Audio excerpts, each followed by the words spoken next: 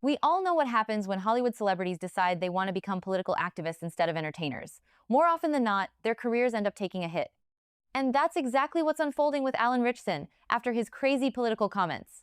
That's the discussion over on The Five. Full breakdown of this topic is linked below. All right, let's get into it. Hollywood can't quit their TDS. Actor Alan Ritchson, who stars in the hit action series Reacher, raging about Trump. Could you go all the way to letting go of the resentment? Like, I'm just supposed to let go of my resentment that this guy is just raping the world that he lives in. What is releasing the resentment going to do for the world? Like, I think we should hold on to some of that anger so somebody gets Guy Ritchied and wakes up in a pool of their own teeth of blood. I think he represents a certain strain of the population right now that used to be pro-Donald Trump and is now against them. He's talked about some trauma in his past that I think might fuel the reason why he's so impassioned. He has gained an incredible amount of followers worshiping him for portraying a fictional hero that serves his country in movies or TV shows or whatever. And so he's using that platform to spew a lot of rage. The TDS is very strong. Harold, would you recommend any therapy? I think our politics has entirely too much rage, and there's a sense that we're too quick to resort to violent words, and you never know who's listening to you. I mean, he may think that he was joking there, and he likely very much was joking, but at the same time, there was an underlining sense that, this rage, you want to hold on to it. And someone could listen to that and think differently. Like, I don't like it when President Trump calls me a Democrat.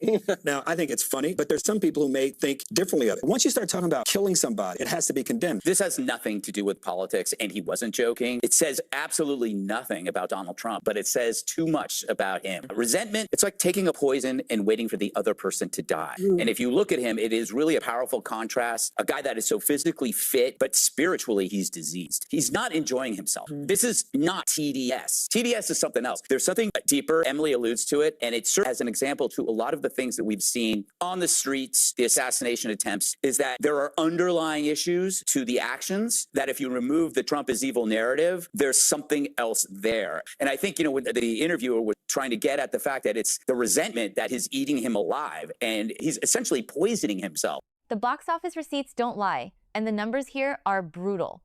Ritchson's new revenge thriller Motor City cost a whopping $30 million to produce, and it cratered with a miserable $1.6 million debut. That isn't just a failure, it's a textbook case of go woke, go broke. Who on earth does Hollywood think actually buys tickets for gritty 1970s-style action movies? It isn't the latte-drinking, coastal elitists sitting in insulated bubbles. It's everyday, hard-working Americans who want to watch a tough guy fight for justice. Yet, Ritchson used his press tour to parrot the same recycled anti-Trump scripts, hurling wild accusations while acting like he was making some brave, rebellious statement. There is nothing brave about agreeing with every single liberal media outlet in Hollywood. Hollywood believes it's completely immune from basic economic reality. Celebrities spend their time surrounding themselves with yes-men who echo the exact same political views,